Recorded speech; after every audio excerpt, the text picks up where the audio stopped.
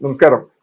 നമ്മള് ശ്രീനാരായണ ഗുരുവിന്റെ നേതൃത്വത്തിൽ നടന്ന സർവമത സമ്മേളനത്തിന്റെ 100-ാം വാർഷികം ഇപ്പോ കേരളത്തിൽ മാത്രമല്ല ലോകത്താകെയായിട്ട് ആചരിച്ചു വരികയാണ്. അപ്പൊ കഴിഞ്ഞ ആഴ്ചയാണ് വത്തിക്കാനിൽ മാർപ്പാപ്പ തന്നെ പങ്കെടുത്ത് വലിയ രീതിയിൽ അത് നടന്നത്. മാർപ്പാപ്പ പ്രത്യേകം പറയുകയും ചെയ്തു, ഗുരുവിന്റെ ആശയങ്ങളുടെ പ്രസക്തി പറയുകയും ചെയ്തു. അപ്പോ നമുക്കറിയാം, കേരളത്തിൽ നടന്ന 100 വർഷം മുമ്പ് നടന്നത് 1924 ശിവരാത്രി ദിവസങ്ങളിൽ നടന്ന സർവമത സമ്മേളനം ഇന്ത്യയിലെ എന്നല്ല ഏഷ്യയിലെ തന്നെ ആദ്യത്തെ അത്തരത്തിലൊരു സമ്മേളനമായിരുന്നു.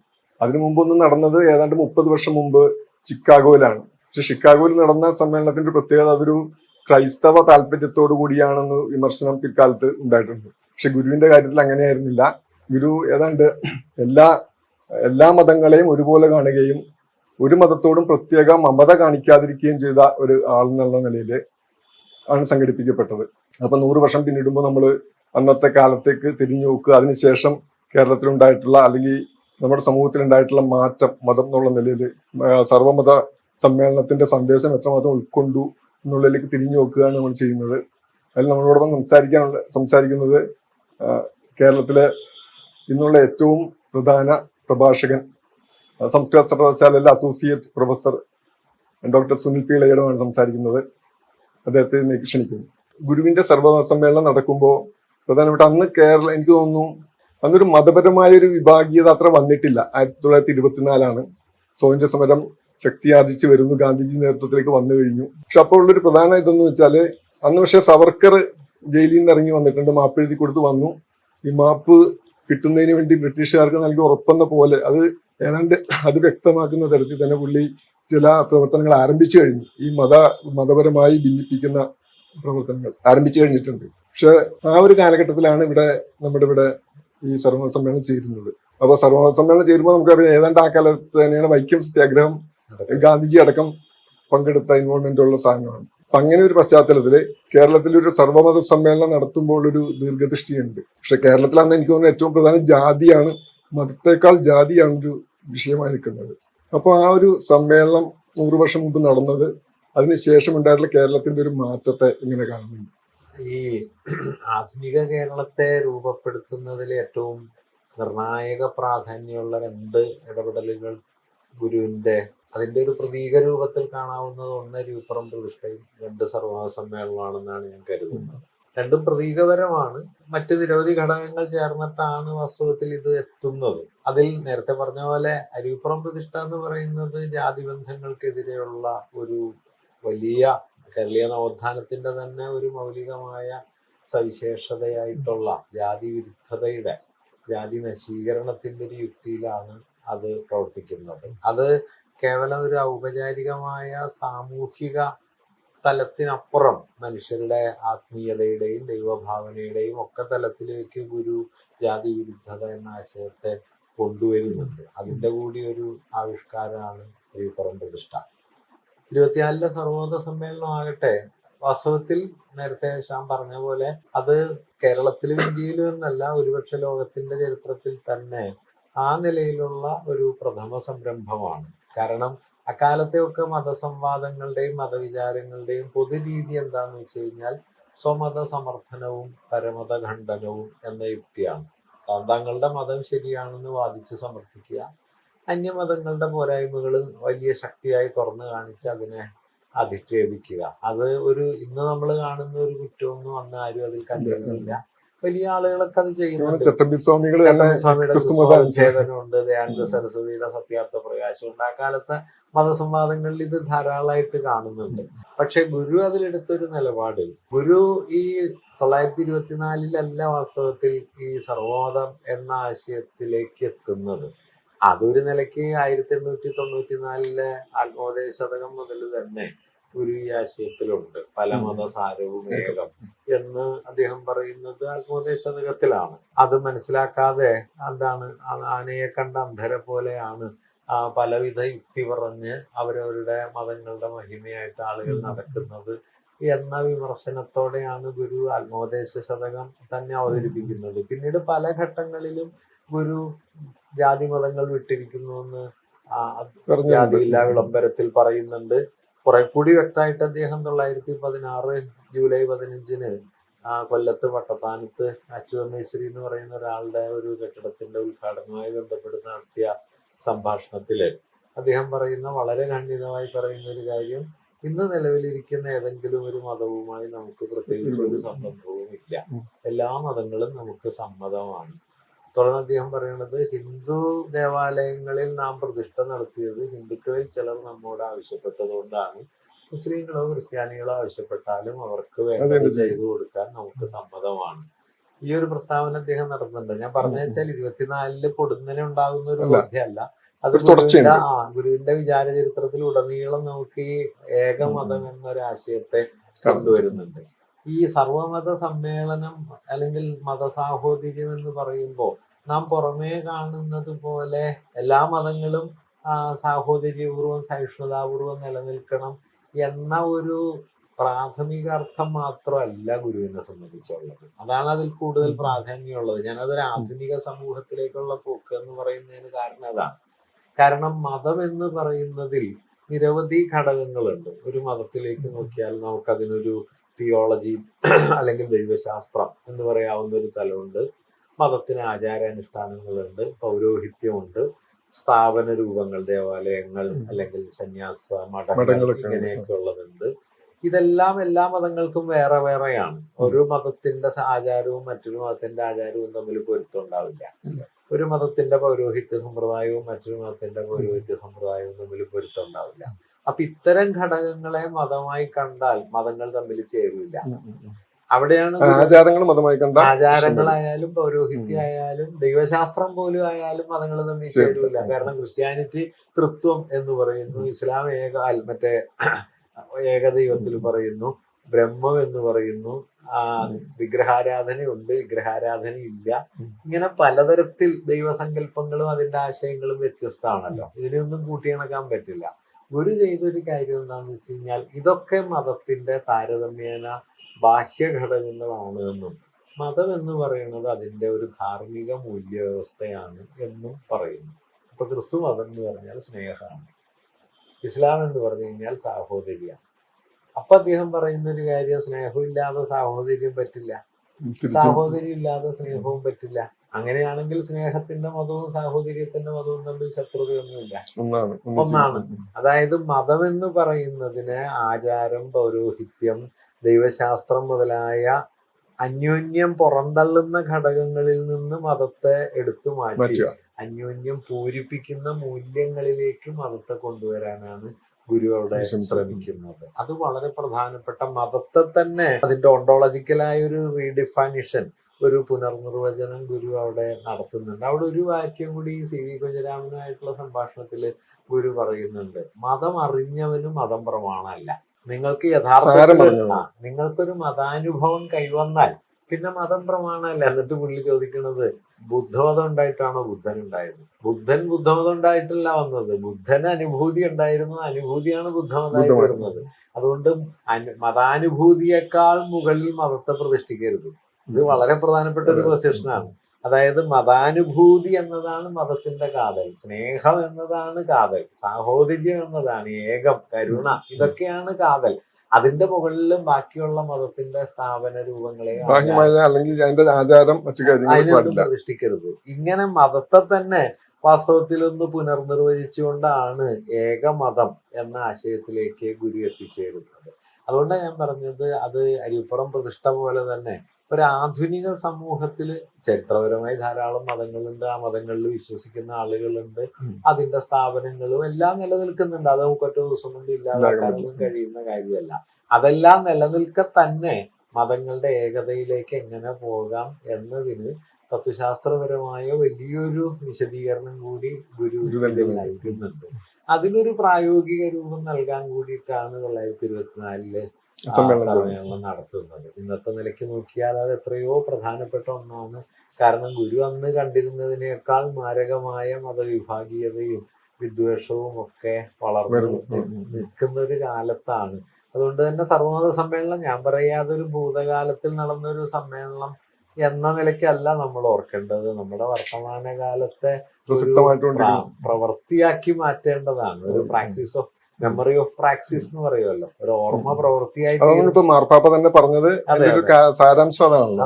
അതാണ് നമ്മുടെ കാലത്തിനും ബാധകമായ ഒരു തത്വത്തെയാണ് ഗുരു അതിലൂടെ കൊണ്ടുവന്നത്.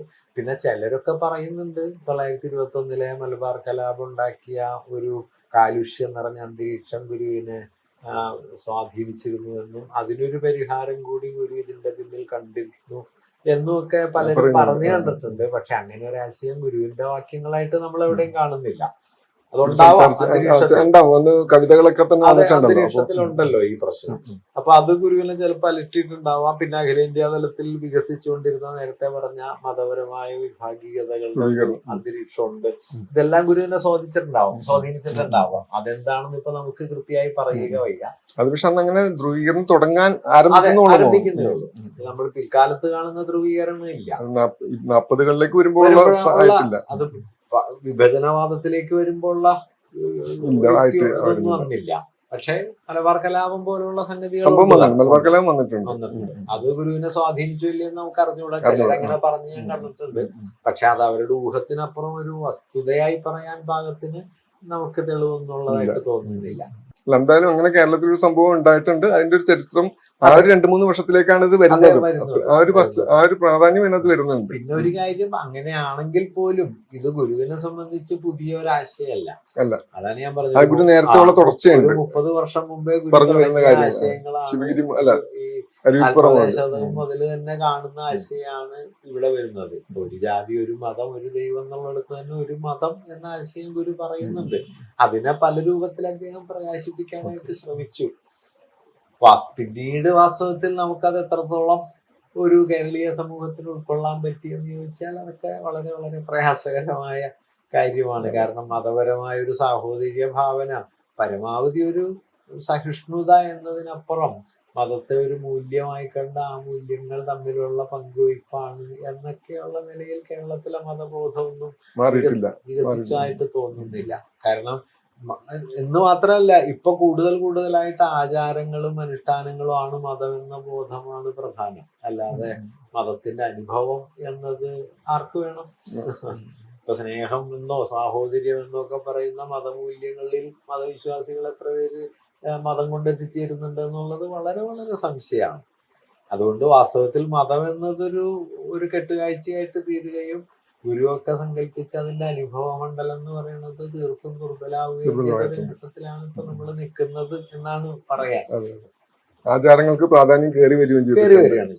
ഈ ഗുരുവിന്റെ തന്നെ എനിക്ക് തോന്നുന്നു ഗുരു 24 നടത്തിയതിനു ശേഷം ഏതാണ്ട് 10-25 വർഷം കഴിഞ്ഞിട്ടാണ് ഇപ്പോ UC കോളേജ്, എനിക്കൊന്ന് യതി എഴുതിയിട്ടുണ്ട്. യതിയുടെ UC കോളേജിൽ പഠിക്കുന്ന സമയത്ത് ആലുവയിലെ അദ്വൈതാശ്രമത്തിൽ തന്നെ വേദിയാക്കിക്കൊണ്ട് അതിന്റെ ഒരു അനുസ്മരണം നടത്തിയിട്ടുണ്ട്. അന്ന് നടരാജ ഗുരുവിനെ പോലുള്ളവരൊക്കെ വന്നു.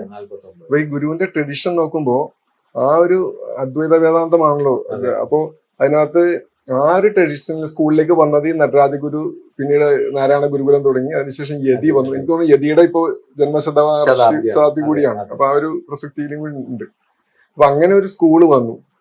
അപ്പൊ പക്ഷെ യതിക്ക് ശേഷം എനിക്ക് തോന്നുന്നു ഏതാണ്ട് ആ സ്കൂളും അതിന്റെ ഒരു അവസ്ഥയിലാണ്. അപ്പൊ ഈ ആശയം, ഈ മതത്തിന്റെ ഇപ്പൊ സുനി പറഞ്ഞ ആശയം ഉണ്ടല്ലോ, ഈ ഭൗതികമായ മറ്റു കാര്യങ്ങളല്ല, ഈ ഏകത്വം എന്ന, അല്ലെങ്കിൽ മനുഷ്യൻ തമ്മിലുള്ള സാഹോദര്യവും അടുപ്പവും പരസ്പരമുള്ള കൂടിച്ചേരലും, അത് ആ ഒരു ആശയത്തിന് ക്ഷീണം സംഭവിക്കുകയും അത് ഉയർത്തിപ്പിടിച്ചിരുന്ന ഇപ്പൊ നാരായണ ഗുരുവിനും പോലുള്ള സ്കൂളുകൾ തന്നെ ദുർബലമാവുകയും മറുഭാഗത്ത് സ്ഥാപനങ്ങളും മറ്റു താല്പര്യങ്ങളും മാത്രമായി അതാണ് ഗുരുവിന്റെ എന്നുള്ള രീതിയിലേക്ക് വരികയും ചെയ്തത്. ഇപ്പൊ ഗുരുവിന്റെ തന്നെ ഇപ്പൊ സർവമത സമ്മേളനം നോക്കിയാൽ തന്നെ കേരളത്തിലെ ശ്രീനാരായണ പ്രസ്ഥാനങ്ങളിൽ ശിവഗിരി മഠം മാത്രമാണ് അത് ഏറ്റെടുത്ത് ചെയ്യുന്നത്. കേരളത്തിൽ എത്രയോ രൂപത്തിൽ ശ്രീനാരായണ പ്രസ്ഥാനങ്ങൾ ഉണ്ട്. പക്ഷെ അതിൽ ഗുരു നടത്തിയ ഏറ്റവും നിർണായകമായ ഈ ഒരു ഇടപെടലിനെ ആരും ഓർക്കുന്നില്ല. ശിവഗിരി മഠം മാത്രമാണ് കേരളത്തിൽ ശ്രീനാരായണ ശിവഗിരിമഠമാണ് നടത്തിയത്. അവരാണ് കേരളത്തിലുടനീളം ശ്രീനാരായണ പ്രസ്ഥാനം ഇലക്ക് നടത്തുന്നത്. പിന്നെ ഗവൺമെന്റ് നടത്തുന്നുണ്ട്, കമ്മ്യൂണിസ്റ്റ് പാർട്ടികൾ നടത്തുന്നുണ്ട് എന്നതല്ലാതെ ഞാൻ പറഞ്ഞ ശ്രീനാരായണ പാരമ്പര്യം ക്ലെയിം ചെയ്യുന്ന പ്രസ്ഥാനങ്ങളിൽ ബാക്കി ആരും എന്തുകൊണ്ടാണ് ഗുരുവിന്റെ ഏറ്റവും നിർണായകമായി ഇടപെടലിനെ മറച്ചു പിടിക്കുന്നത് എന്നത് ശ്രീനാരായണ ധർമ്മപരിപാലനം നടക്കുന്നില്ലല്ലോ. പ്രചാരണ വിഷയമായിട്ടുള്ള പേര് തന്നെ വരുന്ന സംഘടനകൾ ഇത് ഏറ്റെടുക്കുന്നില്ല. കാരണം അവര് ഇപ്പോ മുന്നോട്ട് വെക്കാൻ ശ്രമിക്കുന്ന ഏറിയും കുറഞ്ഞൊക്കെ മുന്നോട്ട് വെക്കാൻ ശ്രമിക്കുന്ന ഒരു ഹിന്ദുത്വ യുക്തിയോട് ഒരു നിലയ്ക്കും ഇത് ഒത്തുപോകില്ല. ഗുരു വഴങ്ങില്ല. ഗുരു വഴങ്ങില്ല. ഗുരു ക്ലിയർ കട്ടായി പറയുന്നുണ്ട്, നമുക്ക് ഏതെങ്കിലും ഒരു മതത്തോട് ഒരു സംബന്ധവും ഇല്ല, എല്ലാ മതവും നമുക്ക് സമ്മതമാണ്. ഇപ്പോ അനുകമ്പാദേശകം പോലുള്ള കൃതികളൊക്കെ നോക്കിയാല് ലോകത്ത് നിലനിൽക്കുന്ന എല്ലാ മതദർശനങ്ങളെയും ഗുരു അവിടെ അനുകമ്പ എന്നുള്ള ആശയത്തിലേക്ക് കൊണ്ടുവരുന്നുണ്ട്. ഇപ്പൊ ക്രിസ്തുവിനെ പരമേശ പവിത്ര പുത്രനോ, കരുണാവാൻ നബി മുത്തുരത്നമോ, സരളാദ്വയ ഭാഷ്യകാരൻ എന്ന് ശങ്കരനെ, മറ്റേ പരമാർത്ഥമുരച്ച് തേർവിടും പൊരുളോ എന്ന് കൃഷ്ണനെ ഒക്കെ അഭിസംബോധന ചെയ്തിട്ട്, ഭൂതദയാ ക്ഷമാബ്ധി എന്ന് ബുദ്ധനെ അഭിസംബോധന ചെയ്തിട്ട് ഇതെല്ലാം അനുകമ്പ എന്ന ആശയത്തിലേക്ക് ഗുരു കൊണ്ടുവരികയാണ് ചെയ്യുന്നത്. അതായത് ഏത് മതവും അതിന്റെ കാതലിൽ അനുകമ്പയാകണമെന്നും, ഈ അനുകമ്പ എന്താണ്, അത് ആത്മോപദേശതകത്തിൽ തന്നെ മറ്റൊരു നിലയ്ക്ക് ഗുരു പറയുന്നുണ്ട്, അപരനു വേണ്ടി അഹർനിശം പ്രയത്നം, കൃപണത വിട്ട് കൃപാലു ചെയ്തിടുന്നു. ഈ കൃപാലുത എന്ന് പറയുന്നത് താനല്ലാത്തതിന് വേണ്ടി നിലക്കൊള്ളാനുള്ള തന്റെ ശേഷിയാണ്. ആ നിലയ്ക്ക് മനസ്സിലാക്കുമ്പോഴാണ് അതിന് വലിയൊരു സാമൂഹിക മാനമുണ്ട്. തനിക്ക് വേണ്ടിയിട്ടല്ലാതെ ലോകത്തിനാകമാനം വേണ്ടി നിലക്കൊള്ളാനുള്ള തന്റെ സന്നദ്ധതയിലാണ് കൃപാലുത. ഈ കൃപാലുതയാണ് ഗുരു എല്ലാ മതങ്ങളുടെയും കാതലായിട്ട് കണ്ടത്.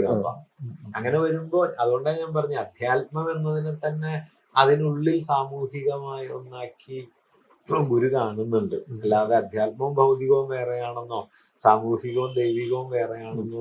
ഭൗതികം തന്നെ ഗുരു എന്താ വ്യവസായ സമ്മേളനം വരെ നടത്തുന്ന ആളാണ്. അത് നടത്തുന്നതും അതിലും സാമൂഹികമായ ആ തലവും, അതായത് ഞാൻ പറയണത് ദൈവത്തിന്റെ ലോകം ഒന്ന്, മറ്റേ ദൈനംദിന ജീവിതം വേറൊന്ന്, സാമൂഹിക ഉത്തരവാദിത്വം വേറൊന്ന്, അങ്ങനെയില്ല. മോക്ഷം എന്ന് പറയുന്നത് ആകമാനമുള്ള മോക്ഷമാണ്.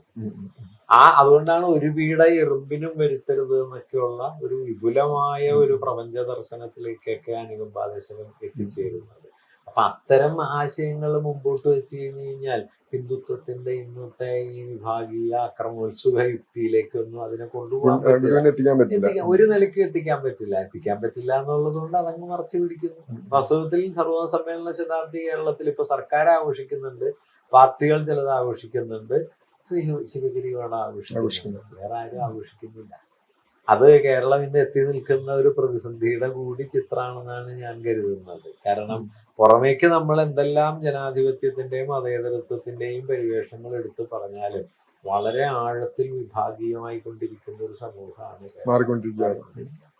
വിദ്വേഷം. ഇപ്പോ എനിക്ക് തോന്നുന്നു ഇപ്പൊ കേരളത്തിനേക്കാൾ കൂടുതൽ ലാർജർ കോണ്ടെക്സ്റ്റില് ഇന്ത്യ മൊത്തത്തിൽ എടുത്താല് ഒരു ബാബറി മസ്ജിദിൽ തുടങ്ങി ഇപ്പൊ അത് പുതിയ പുതിയ പള്ളികളിലേക്ക് അവകാശങ്ങൾ വന്നുകൊണ്ടിരിക്കുകയാണ്, തർക്കങ്ങളായി ഉന്നയിച്ചുകൊണ്ടിരിക്കുന്നത്. ഇപ്പൊ കേരളത്തിലെ മതനിരപേക്ഷതയുടെ തന്നെ പ്രതീകമാണ് ശബരിമല. ആ ശബരിമല വാവരിലേക്ക് വരെ ഇത് എത്തിക്കാനുള്ള ശ്രമങ്ങൾ നടന്നുകൊണ്ടിരിക്കുകയാണ്. അപ്പൊ അത് ഒരു വലിയ വെല്ലുവിളിയും ഒരു ഭീഷണിയും കേരളീയ സമൂഹത്തിന് മുന്നിൽ നിൽക്കുന്നുണ്ട്. ഇന്ന് ഇപ്പൊ ഇതുവരെ വലിയ ക്ഷീണം നമുക്ക് സംഭവിച്ചിട്ടുണ്ട് ഈ പറഞ്ഞ മനുഷ്യർ തമ്മിലുള്ള ബന്ധങ്ങളിലെങ്കിലും ഈ ഇന്ന് ദുർബലമായിട്ടെങ്കിലും ഉള്ള ആ ഒരു അടുപ്പവും സാഹോദര്യവും സൗഹൃദവും ഒക്കെ എത്ര കാലം മുന്നോട്ട് പോകും എന്നുള്ളൊരു പ്രശ്നം വരുന്നുണ്ട്. അതായത് ഞാൻ കാണുന്നത് എന്താന്ന് വെച്ച് കഴിഞ്ഞാല്, ഈ നമ്മുടെ സാമൂഹിക അവബോധം അല്ലെങ്കിൽ സാംസ്കാരിക അവബോധം എന്ന് പറയുന്നത് ഇപ്പൊ വലിയ തോതിൽ വിഭാഗീയതയ്ക്ക് കീഴ്പ്പെട്ട് കഴിഞ്ഞു. അന്യമത വിദ്വേഷവും എന്റെ മതക്കാരൻ അല്ലെങ്കിൽ എന്റെ സമുദായക്കാരൻ എന്നുള്ള യുക്തി ഭയങ്കര ശക്തമായി കഴിഞ്ഞു. എന്നാൽ അത് അതേ അളവിൽ നമ്മുടെ രാഷ്ട്രീയ അധികാര ഘടനയിൽ റിഫ്ലക്ട് ചെയ്തിട്ടില്ല. രാഷ്ട്രീയ പ്രക്രിയ ഇപ്പോഴും ഏതാണ്ട് ഒരു സെക്യുലർ ഫ്രെയിമിൽ തന്നെയാണ്. വോട്ടും കാര്യങ്ങളും ഒക്കെ നടക്കുന്നത് സെക്യുലർ ഫ്രെയിമിലാണ്. പക്ഷെ ബോധപരമായി, അതായത് സെക്യുലറായി വോട്ട് ചെയ്യുന്ന ആളുടെ ജീവിതബോധം സെക്യുലർ ആണോ എന്ന് ചോദിച്ചാൽ അല്ല. ഇതിന് എത്ര കാലാണ് ഈ അകലം തുടരുക എന്നുള്ളതാണ് വാസ്തവത്തിലുള്ള പ്രശ്നം. വളരെ ഗുരുതരാണിത്. കാരണം ഈ അകലം അവസാനിക്കാൻ അധികം പ്രയാസമൊന്നുമില്ല. കാരണം മറ്റേ രാഷ്ട്രീയത്തിന് എന്തുകൊണ്ടാണ് സെക്യുലർ പൊളിറ്റിക്സിന് കേരളത്തിൽ സ്പേസ് ഉള്ളതെന്ന് വെച്ച് കഴിഞ്ഞാൽ അധികാരം കൈയാളുന്നത് സെക്യുലർ പൊളിറ്റിക്സ് ആണ് എന്നുള്ളത് കൊണ്ടാണ്. സംഘടനയുണ്ട്, സഹകരണ സംഘമുണ്ട്, പഞ്ചായത്തുകളുണ്ട്, മറ്റു പല സംവിധാനങ്ങളുണ്ട്. അതിലൂടെയാണ് ഭൗതിക ജീവിത കാര്യങ്ങൾ നടക്കുന്നത് എന്നതുകൊണ്ടാണ് ഈ മതവിഭാഗീയതയുള്ള ആളുകൾ പോലും രാഷ്ട്രീയ സെക്യുലർ ട്രേഡ് യൂണിയൻ ആണെങ്കിലും സർവീസ് സംഘടനകളാണെങ്കിലും നിൽക്കുക. പക്ഷെ ഇത് മറിച്ചൊരു സാധ്യത വന്നു കഴിഞ്ഞു കഴിഞ്ഞാൽ ഇതൊക്കെ ചെതറിപ്പോകാൻ ഒരു പ്രയാസമില്ല. അതായത് ഞാൻ പറയണത് എന്താണെന്ന് വെച്ച് കഴിഞ്ഞാൽ ഈ സെക്യുലർ സെൻസിബിലിറ്റി ജനങ്ങളുടെ ഇടയിൽ ഉറപ്പിച്ചെടുക്കുക എന്നുള്ളത് വളരെ പ്രധാനപ്പെട്ട ഒരു രാഷ്ട്രീയ പരിപാടിയാണ്. നമ്മൾ അതിൽ വേണ്ടത്ര ശ്രദ്ധ ചെലുത്തിയിട്ടുണ്ടോ എന്നുള്ള കാര്യം ആലോചിച്ച് കഴിഞ്ഞാൽ സംശയമാണ്. പലപ്പോഴും ഈ സാംസ്കാരിക അവബോധം എന്ന് പറയുന്നത് ഒരു അനുബന്ധ കാര്യമായിട്ടാണ് പലപ്പോഴും നമ്മൾ മനസ്സിലാക്കുക. സമ്മേളനങ്ങളുടെയൊക്കെ ഒരു അനുബന്ധ സമ്മേളനമായിട്ട് സാംസ്കാരിക പരിപാടി, ഒരു സെമിനാർ നടത്തുക. വാസ്തവത്തിൽ ഇത് പതുക്കെ പതുക്കെ ഉള്ളിലേക്ക് ക്രീപ്പ് ചെയ്ത് നുഴഞ്ഞ് കയറിയിട്ട് ഇനി അന്തിമമായ ഒരു തിരിച്ചിടൽ വരുമ്പോ പിന്നെ ബാക്കിയൊന്നും ഉണ്ടാവാത്ത സ്ഥിതിയിലേക്ക് വരും. ഞാൻ കൃത്യമായിട്ട് പറഞ്ഞു കഴിഞ്ഞാൽ സെക്കുലർ വോട്ട് എന്ന് പറയുന്നത് ഇപ്പൊ കേരളത്തിൽ എടുത്തു കഴിഞ്ഞാൽ ഒരു 60-70% വോട്ടുകൾ സെക്കുലർ വോട്ടുകൾക്ക് കിട്ടുന്നുണ്ട്. പക്ഷെ ആ 70% ആളുകൾ അവരുടെ ജീവിതബോധത്തിൽ സെക്കുലർ ആണോ എന്ന് അന്വേഷിച്ചാൽ തീർത്തുമായിരിക്കില്ല. അതാണ് പ്രശ്നം. അത് അതിനേക്കാൾ വളരെ കുറവായിരിക്കും. ആ അപകടം കൂടി നമ്മൾ ഈ ഘട്ടത്തിൽ കാണേണ്ടതുണ്ട് എന്നാണ് എനിക്ക് തോന്നുന്നത്. എനിക്കൊന്നും അത് നമ്മൾ നേരത്തെ പറഞ്ഞ ഇതിലേക്ക് ഇപ്പോ ഈ ശബരിമലയുടെ പശ്ചാത്തലം ഇപ്പൊ ഒരു വൃശ്ചികമാസമാണ്. ഈ സന്ദർഭത്തിലാണ് ഈ ചർച്ച എപ്പോഴും ഉയർന്നു വരിക. പക്ഷെ സാധാരണ വാവരയിലേക്ക് അങ്ങനെ പോവാറില്ല. പക്ഷെ ഇപ്പോ അത് വാവരയിലേക്ക് വരെ കൊണ്ടുവരാൻ ഹിന്ദുത്വ സംഘടനകൾ ശ്രമിക്കുന്നുണ്ട്. അവര് ദേവപ്രശ്നം പോലുള്ള കാര്യങ്ങൾ ഉന്നയിച്ചിട്ടുണ്ട്. അയ്യപ്പന് തന്നെ താല്പര്യമില്ല എന്നുള്ള വാദങ്ങൾ ഉയർത്തിക്കൊണ്ടുവരുന്നുണ്ട്. അപ്പൊ എനിക്ക് തോന്നുന്നു അതിനെതിരെ ഈ ഹിന്ദു സമൂഹങ്ങളിൽ തന്നെ കഴിഞ്ഞ ദിവസം ഒരു പെൺകുട്ടിയുടെ കണ്ടു വളരെ ശക്തമായി ഇതിനെതിരെ. അവർ പ്രത്യേകിച്ച് രാഷ്ട്രീയം എന്നുള്ളതായി തോന്നിയില്ല. പക്ഷെ ഈ ഹിന്ദുത്വ വാദത്തിനെതിരെ, ഈ വാവരുടെ പേരിൽ അവിടെ കുഴപ്പമുണ്ടാക്കാനുള്ള ശ്രമത്തിനെതിരെ സംസാരിക്കുന്ന പുതിയ തലമുറയിലുള്ള ആളുകൾ കാണുന്നുണ്ട്. പക്ഷെ എന്നാൽ പോലും ഇങ്ങനെയുള്ള ഒറ്റപ്പെട്ടതുപോലെയുള്ള ശബ്ദങ്ങൾ ഉള്ളപ്പോൾ തന്നെ ഒരു പൊതുസമൂഹത്തിലേക്ക് ഈ ഒരു വ്യാജ പ്രചരണങ്ങൾ അല്ലെങ്കിൽ നുണപ്രചരണങ്ങൾ അല്ലെങ്കിൽ വ്യക്തികളെ ദുർവ്യാഖ്യാനിച്ചും മറ്റുമുള്ള സംഭവങ്ങൾ വലിയ തോതിൽ വരുന്നുണ്ട്. അത് പ്രത്യേകിച്ച് ഈ വാവരുടെ എന്ന് പറയുമ്പോൾ ഹിന്ദുക്കളിൽ മാത്രമല്ല മറ്റ് മതവിഭാഗങ്ങളിൽ അടക്കമുള്ളവര്, കേരളത്തിന് പുറത്തുള്ളവരടക്കം വന്നു പോകുന്ന ഒരു പ്രധാന തീർത്ഥാടന കേന്ദ്രം എന്നുള്ള നിലയ്ക്ക് ശബരിമലയ്ക്ക് ഒരു പ്രാധാന്യമുണ്ടല്ലോ. അപ്പൊ അവിടെ തന്നെ ഇത് കൊണ്ട് സ്ഥാപിക്കുക അല്ലെങ്കിൽ ഈ ആശയത്തെ പ്രതിഷ്ഠിക്കുക, വിഭാഗീയതയെ അവിടെ തന്നെ കൊണ്ടുവരിക എന്നുള്ളൊരു ഇതിലേക്ക് എത്തിക്കഴിഞ്ഞു. അതെ. അല്ല, പൊതുവിൽ നമ്മുടെ ഈ കേരളത്തെ സംബന്ധിച്ച് നോക്കിയാൽ മതങ്ങൾ, ഉത്സവങ്ങൾ ഇതൊക്കെ വലിയ തോതിൽ ക്ഷേത്രങ്ങളെ കേന്ദ്രീകരിച്ചൊക്കെയാണ് നടക്കുന്നതെന്ന് പറഞ്ഞാലും അതിനകത്ത് എല്ലാ വിഭാഗവും പങ്കാളിത്തവും അതെ നമ്മൾ നോക്കിക്കഴിഞ്ഞാൽ. പക്ഷെ കഴിഞ്ഞ ഒരു 10-15 വർഷത്തിനിടയിൽ വന്നൊരു മാറ്റം എന്ന് പറയുന്നത് അതത് മതവിഭാഗങ്ങളുടെ മാത്രമായിട്ട് ഇതിങ്ങനെ പതിയെ ചുരുങ്ങി വരികയും ഉത്സവങ്ങളുടെയൊക്കെ സാമൂഹിക ഉള്ളടക്കം വലിയ തോതിൽ നടത്തിപ്പുകാരുടെ റോളാന്ന് തോന്നുന്നു. അവര് ആളുകളെല്ലാ വിഭാഗവും വരുന്നുണ്ട്. പക്ഷെ അവിടെ നടത്തുന്ന കച്ചവടം തുടങ്ങിയ കാര്യങ്ങൾ ഞങ്ങളുടെ സമുദായക്കാർ മാത്രം ഇല്ലാത്ത സ്ഥലങ്ങളിൽ നിന്ന് ഇപ്പൊ നമ്മുടെ ഇവിടെ തന്നെ ഞങ്ങളുടെ തന്നെ അമ്പലത്തിലെ പരിപാടികളിലൊക്കെ ഈ റിഫ്ലക്ഷൻ നമുക്ക് കാണാൻ പറ്റും. എല്ലാവരും പങ്കുചേർന്നിരുന്ന പൊതു ഉത്സവങ്ങളിൽ നിന്ന് ഒരു ജാതിയുടെയോ മതത്തിന്റെയോ മാത്രം ഉത്സവം എന്നുള്ള നിലയിലേക്ക് പതിയെ മാറുന്നുണ്ട്. അത് എല്ലാ വിഭാഗങ്ങളിലും സംഭവിച്ചുകൊണ്ടിരിക്കുന്നുണ്ട്. അതാ ഞാൻ പറഞ്ഞത്, ഒരു സെക്യുലർ സെൻസിബിലിറ്റി എന്ന് പറയുന്നതും ഈ എന്താ പറയുക രാഷ്ട്രീയ തലത്തിലുള്ള സെക്യുലർ സംഘടനകൾ എന്ന് പറയുന്നത് ഒരേ കാര്യമാണെന്ന് തെറ്റിദ്ധരിക്കരുത്. ഇത് എപ്പോഴാണ് ഇത് അഴിഞ്ഞു പോവുക എന്നുള്ളത് നമുക്ക് പറയാൻ പറ്റില്ല. അപ്പൊ അതിനൊക്കെതിരെയുള്ള വലിയ ഒരു ഓർമ്മയാണ് വാസ്തവത്തിൽ ഗുരു എന്ന് പറയുന്നത്. ഗുരു വാസ്തവത്തിൽ വളരെ പൊളിറ്റിക്കലായ ഒരു ആശയം കൂടിയാണ് ഗുരുവിലുള്ളത്. അന്നത്തെ പൊളിറ്റിക്കലോടൊപ്പം തന്നെ ഏറ്റവും ആധുനികനായ ഒരു മനുഷ്യൻ. ഈ ആത്മീയത ഉള്ളപ്പോൾ തന്നെ ആധുനികം ബാക്കി എല്ലാ അർത്ഥത്തിലും ആധുനികനായിട്ടൊരു മനുഷ്യൻ. അത് ഈ ഇർഫാൻ ഹബീബിനെ കുറിച്ച് ഗാന്ധിയെ കുറിച്ച് ഇർഫാൻ ഹബീബ് പറയുന്ന ഒരു വാക്യമുണ്ട്. പാരമ്പര്യത്തിന്റെ പരിവേഷത്തിനുള്ളിൽ ആധുനികതയുടെ മൂല്യങ്ങളെയാണ് ഗാന്ധി ഉയർത്തിപ്പിടിച്ചിരുന്നത് എന്ന് പറയും. ഇപ്പൊ തൊഴിലിന്റെ അന്തസ് ഗാന്ധി പറയുന്നുണ്ട്, എല്ലാ തൊഴിലും ഏത് പണിയും ചെയ്യാം, എല്ലാ തൊഴിലൊരു. അപ്പൊ ഇർഫാൻ പറയുന്നത് അങ്ങനെ ഒരു ആശയം ഇന്ത്യയിലില്ല. എല്ലാ ജോലിയും തുല്യമാണെന്ന് ഇന്ത്യയെ കരുതിയിട്ടേ ഇല്ല. ഇന്ത്യ തൊഴിലിന്റെ അടിസ്ഥാനത്തിൽ മനുഷ്യരെ തരംതിരിച്ചിട്ടേ രാജ്യമാണ്. പക്ഷെ ഗാന്ധി പറഞ്ഞത്, ഭഗവത്ഗീത പറയുന്നത് തൊഴിലിന്റെ അന്തസ്സാണെന്നാണ്. അപ്പൊ ഇർഫാൻ പറയുന്നത് ഇങ്ങനെ പാരമ്പര്യത്തിന്റെ പദാവലികൾ ഉപയോഗിക്കുന്ന ആധുനിക മൂല്യങ്ങളെ കൊണ്ടുവരുന്നു. അത് ഗാന്ധി ചെയ്തതിന്റെ എത്രയോ മടങ്ങധികം ചെയ്ത ആളാണ് നാരായണ ഗുരു. ഗുരു അത് നേരിട്ട് തന്നെ പലതും ചെയ്തു. ഇപ്പൊ വ്യവസായ പ്രദർശനത്തിന്റെ കാര്യം ഞാൻ പറഞ്ഞല്ലോ, അല്ലെങ്കിൽ വിദ്യാലയങ്ങൾ സ്ഥാപിക്കുക, അല്ലെങ്കിൽ ഇപ്പൊ ശിവഗിരി തീർത്ഥാടനം നിർദ്ദേശിക്കുന്ന സമയത്ത് 7 കാര്യങ്ങളാണ് ഗുരു സജസ്റ്റ് ചെയ്യുന്നത്. വിദ്യാഭ്യാസം, വ്യവസായം, കൃഷി, സാങ്കേതിക വിദ്യ, കച്ചവടം, ശുചിത്വം. ഇതിന്റെ കൂടെയാണ് ഗുരു ദൈവഭക്തി എന്നൊരു കാര്യം കൂടി ചേർക്കുന്നത്. 7 കാര്യങ്ങളിൽ ഒരേ ഒരു കാര്യമാണ് ദൈവഭക്തി. ബാക്കി 6 കാര്യങ്ങളും ഒരു ആധുനിക സമൂഹം രൂപപ്പെടുത്തുന്നതിന് ആവശ്യമായ ഘടകങ്ങളാണ്. കച്ചവടം എങ്ങനെ നടത്താം, സംഘടന എങ്ങനെ കൊണ്ടു നടക്കാം, സാങ്കേതിക വിദ്യ, ശുചിത്വം, ക്ലീൻലിനെസ് ഒക്കെ പറയുന്ന ആശയം അല്ല ഞാൻ പറയുന്നത്. അങ്ങനെ അധ്യാത്മത്തെ തന്നെ സാമൂഹികമാക്കി മാറ്റിക്കൊണ്ടാണ് ഗുരു ഇടപെട്ടത്. അല്ലാതെ അതായത് ഇപ്പൊ എന്താന്ന് വെച്ച് കഴിഞ്ഞാൽ, ഇപ്പൊ ഇർഫാന്റെ ആ വാക്യം എടുത്തു നോക്കിയാൽ നമ്മളിപ്പോ കാണുന്നത് ആധുനികമായ സാങ്കേതിക വിദ്യയും എല്ലാം ഉപയോഗപ്പെടുത്തിക്കൊണ്ട് അതിയാഥാസ്ഥിതികത്വം വളർത്തുകയാണ് ആൾദൈവങ്ങളൊക്കെ ചെയ്യുന്നത്. അവര് ഉപയോഗിക്കുന്ന ടെക്നോളജി നോക്കിക്കഴിഞ്ഞാൽ ആശുപത്രിയാണ്, വലിയ സർവകലാശാലയാണ്, ഏറ്റവും ഇങ്ങേയറ്റത്തെ സാങ്കേതിക വിദ്യയാണ്. പക്ഷെ ആളുകളിലേക്ക് കൊടുക്കുന്ന ബോധം വർഗീയതയുടെയും വിദ്വേഷത്തിന്റെയും വിഭാഗീയതയുടെയും. അങ്ങനെ ഒരു റിവേഴ്സൽ മൊത്തം നടക്കുന്നു. ഇത് സമൂഹത്തിലുണ്ട്. ഏറ്റവും ഉന്നത വിദ്യാഭ്യാസം നേടിയ ആളുകളിൽ സൂക്ഷിച്ചു നോക്കിയാൽ വർഗീയത ഏറ്റവും കൂടുതലാണ്. സാധാരണ റോട്ടിലുള്ള മനുഷ്യന് അത്രയും വർഗീയതയില്ല. കാരണം ഇപ്പൊ അമേരിക്കൻ ഇലക്ഷൻ നടന്നപ്പോ അവിടുത്തെ ഈ ഇലക്ഷന് ശേഷമുള്ള അനാലിസിസിൽ വരുന്നത് വെള്ളക്കാരിൽ കോളേജ് വിദ്യാഭ്യാസമുള്ളവരൊക്കെ ട്രംപിനല്ല കമല ഹാരിസിന് വോട്ട് ചെയ്യും, വിദ്യാഭ്യാസം കുറഞ്ഞവർ.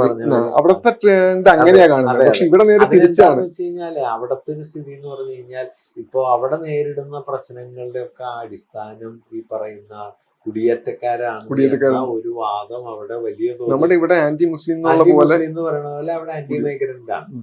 കുടിയേറ്റമാണ് പ്രശ്നം എന്ന നിലയിൽ സ്ഥാപിച്ചെത്തിക്കാൻ ഇയാൾക്ക് കഴിഞ്ഞിട്ടുണ്ട്. ഇവിടെ ഇപ്പൊ ഒരു ഇസ്ലാമോഫോബിയ ഉണ്ടാക്കിയിട്ടുണ്ടല്ലോ. അതിന് സമാനമായ ഒരു കാര്യം അവിടെ ഉണ്ട്. അതുകൊണ്ട് തന്നെ അപ്പർ ക്ലാസ് പുരുഷന്മാര്, വെള്ളക്കാര് എല്ലാം ഈ പറയുന്ന ട്രംപിന്റെ കൂടെ ആയി. അതിൽ തന്നെ വിദ്യാഭ്യാസം കൂടിയവര് മാറി നിൽക്കുന്നുണ്ട്. വിദ്യാഭ്യാസമുള്ള ഇപ്പൊ ബിരുദമുള്ളവരുടെ വോട്ടില് കമലയ്ക്ക് കൂടുതൽ എന്നുള്ള നിലയ്ക്കാണ്. അത് ശരിയാണ്. കേരളത്തിലേക്കും അല്ലെങ്കിൽ ഇന്ത്യയിലേക്കും വരുമ്പോൾ എനിക്ക് വിദ്യാഭ്യാസമുള്ളവരാണ് കൂടുതൽ ഈ വലതുപക്ഷ ഈ നവമാധ്യമങ്ങളുടെ ഒരു സ്വാധീനത്തിൽ, വാട്സപ്പ് യുഗത്തിന്റെ ഒരു മാത്രമല്ല. ഇപ്പൊ JNU പോലെ ഒരു സർവകലാശാല എടുത്താൽ ABVPക്ക് ഏറ്റവും കൂടുതൽ വോട്ട് കിട്ടുന്നത് സയൻസ് ഡിപ്പാർട്ട്മെന്റുകളാണ്. സോഷ്യൽ സയൻസിൽ കിട്ടില്ല, ഹ്യൂമാനിറ്റീസിന്ന് കിട്ടില്ല. എന്നാൽ സയൻസിന്ന്, പ്യുവർ സയൻസിൽ അവർക്ക് വോട്ട് കിട്ടും. പൊളിറ്റിക്കൽ ആവുന്നില്ല. പ്യുവർ സയൻസ് ആണ് വാസ്തവത്തിൽ ഇതിന് ഏറ്റവും കൂടുതൽ എതിർക്കേണ്ടത്. ആറ്റം ബോംബ് എന്ന് പറയുന്ന വിഡിത്തം പറയുമ്പോ അല്ലാന്ന് പറയേണ്ടത് പ്യുവർ സയൻസ് ആണല്ലോ. അതിന് പക്ഷെ അവിടെ ആളില്ല. അതാണ് ഞാൻ പറഞ്ഞ ഈ അറിവും സാമൂഹിക ബോധവും ഒന്നല്ല. അറിവ് എന്ന് പറയുന്നത് നിങ്ങൾക്ക് ഇൻസ്ട്രുമെന്റൽ ആയിട്ട് കൊണ്ടു നടക്കാം, ഒരു ഉപകരണം എന്നുള്ള നിലയ്ക്ക് പണിയെടുക്കാനുള്ള ഒരു അറിവായിട്ട് അതിനെ കൊണ്ടു നടക്കാം. ഇതിനെ അവബോധമാക്കി മാറ്റിയില്ലെങ്കിൽ ഒരു കാര്യമില്ല. അതുപോലെ തന്നെ രാഷ്ട്രീയം എന്ന് പറയുന്നത് കേവലമായ ഒരു സംഘടനാ യുക്തിയായിട്ടോ സംഘാടന പ്രവർത്തനങ്ങളായിട്ടോ നിന്നുകൊണ്ട് ഏറെ കാര്യമൊന്നുമില്ല.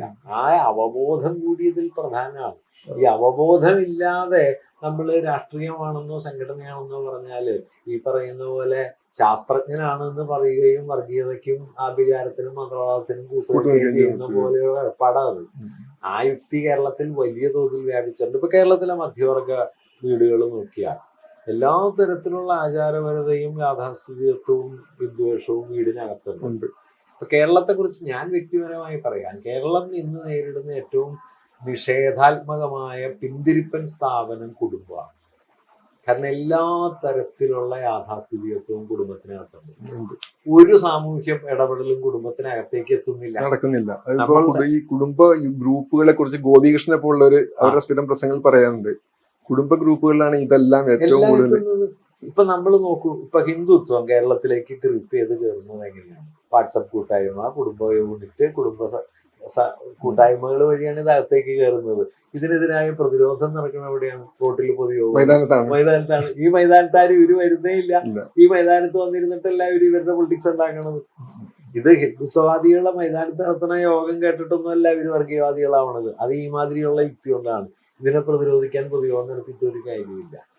ഇത് കേരളത്തിൽ സംഭവിച്ചുകൊണ്ടിരിക്കുന്ന, അതുകൊണ്ടാണ് നമ്മൾ എത്ര ശക്തമായ പൊതുമണ്ഡലത്തിൽ എത്ര ശക്തമായ പ്രതിരോധം ഉയർത്തുമ്പോഴും കീഴ്ത്തട്ടിൽ ഈ മാറ്റം സംഭവിച്ചുകൊണ്ടിരിക്കുന്നത്. അത് സൂക്ഷ്മമായി തിരിച്ചറിഞ്ഞില്ലെങ്കിൽ, ഇപ്പൊ കഴിഞ്ഞ തെരഞ്ഞെടുപ്പിലൊക്കെ ശ്രദ്ധിച്ചാൽ എനിക്ക് തോന്നുന്ന ഒരു കാര്യം, സാംസ്കാരികമെന്ന് നാം കരുതിയിരുന്ന അവബോധ തലം ഒരു സെക്കുലർ രാഷ്ട്രീയത്തിന്റെ അടിത്തറ കാർന്നു തിന്നാൻ തുടങ്ങി എന്നൊരു തോന്നലാണ് വ്യക്തിപരമായി എനിക്കുള്ളത്.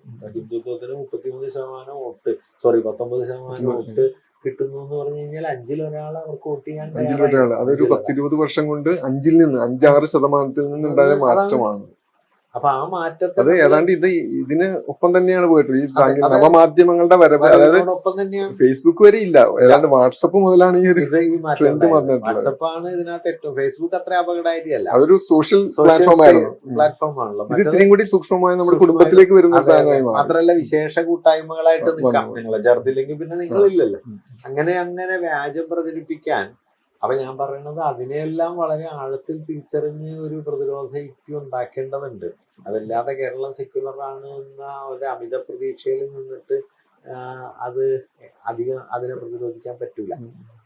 അപ്പൊ എനിക്ക് തോന്നുന്നു ഇപ്പോ ഗുരു ഏറ്റവും ശ്രദ്ധിച്ച ഒന്ന് മനുഷ്യനെ വിഭജിക്കാതിരിക്കുക എന്നുള്ളതാണ്. അതെ. മനുഷ്യരെ ചേർത്ത് പിടിക്കുക, എല്ലാവരെയും. അതിനകത്ത് മതം, ജാതി, മനുഷ്യൻ ഗുരു പറഞ്ഞല്ലോ, ഒരു ജാതീയമായി അന്ന് അടിച്ചമർത്തപ്പെട്ട ഒരു സമുദായത്തിൽ ജനിച്ചു എന്നുകൊണ്ട് പുള്ളി എന്നിട്ട് പോലും ആ ജാതിയുടെ പോലും ഒരു അഡ്രസ്സിലല്ല അല്ലല്ല ഗുരു. എല്ലാ മനുഷ്യൻ ഒരു അതെ, ജാതി എന്നാണ്, ഒരു മനുഷ്യന്റെ ജാതിയാണ്. ശരീരത്തിൽ നിന്ന് ജാതി അറിയണമെന്ന് പറഞ്ഞ ആളാണ്. അതെ. അപ്പൊ അങ്ങനെ ഒരാള് എല്ലാ മനുഷ്യനും ചേർത്ത് പിടിക്കുക, മതപരമായ എല്ലാം ചേർത്ത് പിടിക്കുക എന്നുള്ള സംഭവം വരുമ്പോഴാണ് ഇപ്പൊ ഇന്ത്യയില് നമ്മൾ നേരത്തെ പറഞ്ഞ കാര്യങ്ങൾ തന്നെയുണ്ട്. ഇപ്പോ മതപരമായി ഭിന്നിപ്പിക്കുന്നത്, പ്രത്യേകിച്ച് മുസ്ലിങ്ങളെ കേന്ദ്രീകരിച്ച് മുസ്ലിം വിരുദ്ധ ആശയം പ്രചരിപ്പിക്കുക. അതിലേക്ക് ഇപ്പോ നമ്മുടെ കേരളത്തിലേക്ക് തന്നെ ഇപ്പൊ അവരുടെ കാര്യം പറഞ്ഞു. അതുപോലെ തന്നെ ഇപ്പൊ ഈ അടുത്ത് ഇപ്പോ നായാടി മുതൽ നസ്രാണി വരെ എന്നുള്ളൊരു സിദ്ധാന്തത്തിലേക്ക് പുതിയൊരു സംഭവം കൂടി വന്നിട്ടുണ്ട്. തീർത്തും ഗുരുവിനെതിരാണ്, ഗുരുവിന്റെ ആശയങ്ങൾക്ക് വിപരീതമാണ്. മതപരമായ വിഭാഗീയതയെ മുന്നോട്ട് വെക്കുന്ന ഒരു പ്രവണതയും ഗുരുവിന്റെ അക്കൗണ്ടിൽ നടത്താൻ പാടില്ലാത്തതാണ്. നിർഭാഗ്യവശാൽ ഗുരുവിനെ തന്നെ ഒരു വർഗീയതയുടെ ഉപകരണമാക്കാനുള്ള വലിയ ശ്രമങ്ങൾ ഇപ്പൊ 2015 ഒരു ഘട്ടത്തിലാണല്ലോ SNDP യോഗവും ഈ പറയുന്ന BJP ആയിട്ടുള്ള ഒരു ഐക്യത്തിന് വേണ്ടിയുള്ള ഒരു ശ്രമം വന്നത്. മോഡി വന്നുകയും അങ്ങനെ ഒരു ശ്രമം അക്കാലത്ത് ഉണ്ടാവുകയും ഗുരു ഹിന്ദു സന്യാസിയാണെന്നുള്ളൊരു വാദക്കാലത്ത് കുറെയൊക്കെ ഉയർത്തിക്കൊണ്ടുവരാൻ ശ്രമിക്കുകയും ചെയ്തു. സൂക്ഷിച്ചു നോക്കിയാൽ ഗുരു അങ്ങനെയല്ല എന്ന് മനസ്സിലാവാൻ ഒരു പ്രയാസമില്ല. ഗുരു തന്നെ അതിനെ ഔട്ട്റൈറ്റ് ആയിട്ട് തള്ളിയിട്ടുമുണ്ട്. പക്ഷെ എങ്കിലും ആ വാദം ശക്തിപ്പെട്ടു വരികയും ഒരു തരത്തിലുള്ള ബ്രാഹ്മണീകരണം ഇതിനകത്ത് നടക്കുകയും ചെയ്യുന്നു. ഇപ്പൊ കഴിഞ്ഞ ദിവസം പത്രത്തിൽ ഒരു ഫോട്ടോ വന്നിരുന്നു. നമ്മുടെ ചെറായിലെ സഹോദരനയ്യപ്പന്റെ പേരിലുള്ള സ്കൂളില് പുതിയ കെട്ടിടത്തിന്റെ ശിലാസ്ഥാപനത്തിന് ഹോമം ഉണ്ടോ യജ്ഞമൊക്കെ ഉണ്ടാക്കിയിട്ട് അതിനകത്ത് മന്ത്രവാദം നടത്തി പൂജ ശാസ്ത്രം കവിത സയൻസ് ദശകം എഴുതിയ ആളുടെ പേരിലാണ് ഇത്. ഗുരു ദൈവദശം എഴുതിയപ്പോ പകരം സയൻസ് ദശം എഴുതിയ അയ്യപ്പ. അതിനകത്തൊരു പ്രത്യേകത എനിക്ക് തോന്നുന്നു, ഗുരു നമ്മളെ വിശ്വാസികളോ അല്ലെ ദൈവ നിഷേധികളെ പോലും ഉൾക്കൊള്ളുന്ന ആളാണ്. ഒന്ന് സഹോദരൻ അയ്യപ്പൻ, പിന്നെ CB കുഞ്ഞിരാമനെ പോലുള്ളവരും വലിയ ഇതല്ല, ആ ഒരു ട്രഡീഷൻ ഉള്ള. ഗുരുവിന്റെ പാരമ്പര്യത്തിൽ ഇപ്പൊ നമുക്ക് എന്താ പറയാ, വിശ്വാസികളെ കാണാം, അവിശ്വാസികളെ കാണാം, മതം മാറണമെന്ന് വാദിച്ചവരെ കാണാം, മാറണ്ടെന്ന് വാദിച്ചവരെ കാണാം. ഇപ്പൊ CB കുഞ്ഞിരാമനും മിതവാദി കൃഷ്ണനും ഒക്കെ ബുദ്ധമതം സ്വീകരിക്കുന്ന ആളുകളായിരുന്നു. ഇപ്പൊ മറ്റേ കുമാരനാശാൻ പാടില്ല എന്ന് വാദിച്ച ആളാണ്. ഇതിനൊന്നും ഗുരു അവരെ ആരും ഒഴിവാക്കിയിട്ടില്ല. അയ്യപ്പ മാഷെ കൂടെ കൂട്ടരുത് എന്ന് പലരും പറഞ്ഞ സമയത്ത് ഗുരുവിന്റെ പ്രസിദ്ധമായ ഒരു നിരീക്ഷണമുണ്ട്. അയ്യപ്പൻ ദൈവമില്ല എന്ന് പറഞ്ഞാലും അയ്യപ്പന്റെ പ്രവൃത്തിയിൽ വേണ്ടത്ര ദൈവം ഉണ്ടെന്നാണ്. അത് ഈ അർത്ഥത്തിലാ നമ്മൾ നേരത്തെ പറഞ്ഞ അനുകമ്പ എന്ന് പറയുന്ന അപരന് വേണ്ടി നിലക്കൊള്ളാനുള്ള ഒരാളുടെ സന്നദ്ധതയിലാണ് ഗുരു ദൈവത്തെ കണ്ടത്. ആ ദൈവഭാവനയ്ക്ക് പകരം ഈ എന്താ പറയാ മന്ത്രവാദത്തിന്റെ ആചാരങ്ങളുടെയും പരിവേഷം സഹോദരനയ്യപ്പന് വരെ ഏർപ്പാടാക്കി കൊടുക്ക. ഞാൻ പറഞ്ഞ ഗുരുവിന്റെ സഹോദരനെ കൂടി ഗുരുവിന്റെ പേരിൽ പൂജ നടത്തിയാൽ നമുക്ക് പിന്നെ മനസ്സിലാവും. കാരണം ഗുരു ഒരു സന്യാസികളായിരുന്നു. ദൈവമില്ല എന്ന് പറഞ്ഞുകൊണ്ട് കിടന്ന ഒരാളുടെ പേരില് പൂജ നടത്തുകയും യജ്ഞം യാഗം നടത്തുകയും ചെയ്തു കഴിഞ്ഞാൽ നമ്മൾ എന്ത് ചെയ്യും? ആ നിലയിലേക്ക് വരെ കാര്യങ്ങൾ എത്തുന്നു എന്നതാണ് കേരളത്തിൽ ഇന്നത്തെ സ്ഥിതി. ഇതൊക്കെ സ്വാഭാവികം എന്ന മട്ടിൽ കടന്നു പോവുകയും ചെയ്യുന്നു. ഞാൻ പറയുന്നത് അതുകൊണ്ട് വാസ്തവത്തിൽ ഇതിനൊരു ഇപ്പൊ നമ്മളിങ്ങനെ സംസാരിക്കുമ്പോൾ പറയുന്നു, അല്ലെങ്കിൽ ഏതെങ്കിലും പ്രസംഗത്തിൽ ഞാനോ വേറെ ആരെങ്കിലോ പറയുന്നു നല്ലതല്ലാതെ ഈ പ്രശ്നത്തിൽ വേറെ ആരും ഒരു പ്രതികരണം ഉണ്ടാവുന്നില്ലല്ലോ. സഹോദരൻ അയ്യപ്പന്റെ പേരിലുള്ള ഒരു സ്ഥാപനത്തിൽ ഇങ്ങനെ ഒരു കെട്ടിടം ഉണ്ടാക്കുമ്പോൾ ഈ യജ്ഞവും പൂജയും നടത്തിയിട്ടാണോ ഉണ്ടാക്കേണ്ടതെന്ന ചോദ്യം പൊതുസമൂഹം ഉന്നയിക്കുന്നില്ല. അങ്ങനെ ഉന്നയിക്കാതെ അല്ല, ഈ ആ സ്കൂള് നടത്തുന്നവർക്കും അല്ലെങ്കിൽ സംഘടിപ്പിക്കുന്നവർക്കും ഒന്നും സഹോദരൻ അയ്യപ്പൻ അറിഞ്ഞുകൂടാന്നുള്ളതാണ് അതായത് ഇതിങ്ങനെ ആചാരവൽക്കരിക്കപ്പെട്ട് കഴിഞ്ഞാൽ ഏത് ചടങ്ങിനും വിളക്കുകൊളുത്തി ഉദ്ഘാടനം ചെയ്യുന്നത് പോലെ വളരെ നിർദോഷം അല്ലെങ്കിൽ നിഷ്കളങ്കവുമായിട്ട് അങ്ങ് ചെയ്യുകയാണ്. ആ ഫോട്ടോ ഞാൻ പത്രത്തിൽ കണ്ടതാണ്. എനിക്ക് എന്റെ മുഴുവൻ മറ്റ് ഇങ്ങനെ ഈ ഒരു അന്തരീക്ഷത്തിലേക്ക് വരുമ്പോൾ എനിക്ക് തോന്നുന്നു യഥാർത്ഥത്തിൽ ഇപ്പോ ചില അധികാരമുള്ള സ്ഥാനങ്ങളിൽ നിന്ന് വരുന്ന സംഭവങ്ങൾ ആധികാരികമായി മാറുന്നുണ്ട്. ഇപ്പോ ഒരു ഹെഡ് മാഷ് പ്രസംഗിക്കുമ്പോൾ അത് മാഷാണ്, വിവരമുള്ള ആളാണല്ലോ എന്നുള്ളതാണ്. അതുപോലെ ഇപ്പൊ പ്രത്യേകിച്ച് എനിക്ക് തോന്നുന്നു ആ റോൾ ഇപ്പൊ വരുന്നത് കോടതികളിൽ നിന്ന് വരുന്നുണ്ട്.